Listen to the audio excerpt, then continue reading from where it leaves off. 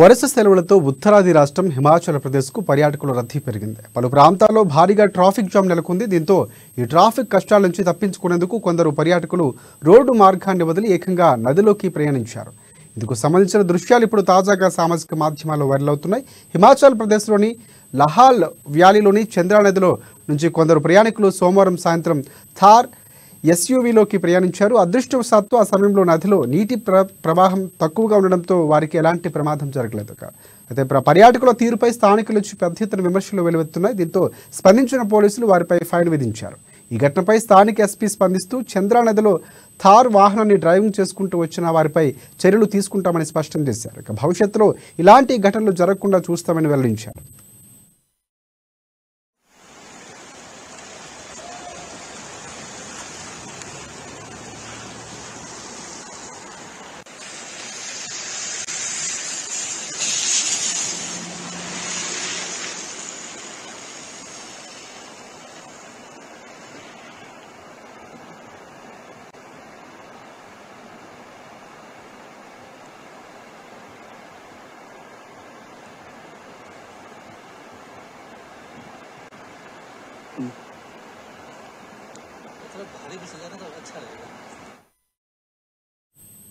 జమ్మూ కాశ్మీర్లో ఉగ్రవాదులకు చైనా నుంచి సాయం అందుతున్నట్లు దర్యాప్తు బృందాలు గుర్తించాయి. అప్పటి వరకు అమెరికా తయారీ M4 రైఫిళ్లను మాత్రమే ఉగ్రమూక వాడినట్లు గుర్తించారు. తాజాగా ఇక్కడ ఉగ్ర కార్యకలాపాలకు సంబంధించి నిర్వహించేవారు చైనా తయారీ ఆయుధాలు, బాడీ షీట్ కెమెరాలు, కమ్యూనికేషన్ పరికరాలు వినియోగిస్తున్నట్లు అధికారులు తేల్చారు.